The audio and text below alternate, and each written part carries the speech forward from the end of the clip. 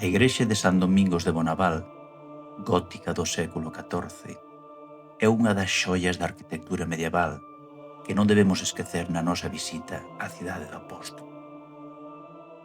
Ao carón do convento homónimo, compre visitar tamén este, xa que é a sede do inesquecible Museo do Pobo Galego, onde se conserva a memoria etnográfica de Galicia nos diferentes eidos.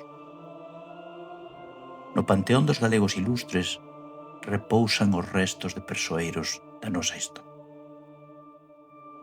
A voz de Susana de Lorenzo é un bálsamo celestial na capela maior, baixo a belísima bóveda de crucería. O Virtus Sapientiae.